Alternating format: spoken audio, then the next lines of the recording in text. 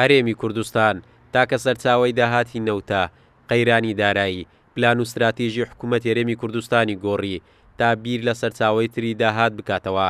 کەرتی گەشتیاری لە هەرێمی کوردستان چۆتە قۆناغێکی نوێوە. وتەبێژیە و دەستەیە دەڵێت هەنگاوەکانمان بۆ ئەوەیە داهاتی کەرتی گەشتیاری جێگای داهاتی نەوت بگرێتەوە. کار لەسەر ئەوەی دەکەین ببێت بە یەکێک لە داهاتە سەرچەکان بۆ هەرێمی کوردستان و چەند ساڵێکە من لە کتێبێکی خۆم نووسیومە گەشت و گوزەر نەوتی ئایندەی کوردستانە.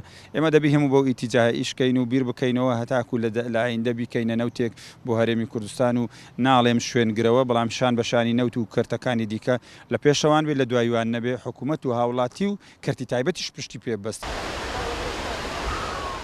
هەوڵەکان لەسەر ئاستی پارێزگاکان بەردەوامە. ناوچە گەشتیاریەکان ڕوو لە بوژانەوەن بە شێوەیە گەشتیار لە هەر 4 وەرزی ساڵ دەتوانێت ڕوو لە شوێنە گەشتیاریەکان بکات بەمەش کاریگەری لەسەر بەرزبوونەوەی ئاستی داهاتی هەرێم دەبێت. بەد لەم چەند ساڵانەی دوایی پرۆژەی باشی گەشتیاری لە هەرێمی کوردستان بە شێوەیەکی گشتی و دەتوانم بڵێم لە شاری هەولێر بە شێوەیەکی تایبەتیش دروستکراوە کە کەرتی تایبەت و هەروەها حکوومەت بە یەکەوە هاوکارن بۆ ئەوەی بۆ ئەنجامدانی ئەم پرۆژە گرنگانە بۆ ئەوەی سێکتەری گەشت و گوزار زیاتر بەرەو پێش ببێ. بۆیە لەم ساڵیشدا چەندین پرۆژەی گرنگ و کەرتی گەشتیاری بە تایبەت لە ناوچە شاخاویەکان بەڕێژەیەکی زۆر باش بوژاوەتەوە. لە هەرێمی کوردستان زیاتر لە 3000 شوێنی گەشتیاری بوونی هەیە کە ویش بریتین لە هۆتێل و مۆتێل و ناوچە گەشتیاریەکان.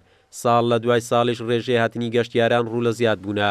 هاتنی هەر گەشتیارێکیش ئاستی داهاتی تاک بەرز دەکاتەوە و لایانی پەیوەندداریش لە ڕێگەی باج و ڕسوماتەکانیان بڕێکی باشی داهات دەست دەکەوێت. بەمەش دەبێتە سەرچاوێکی تری داهات بۆ هەرێمی کوردستان. قارەمان جەوهەر، کورسات نیوز، هەولێر.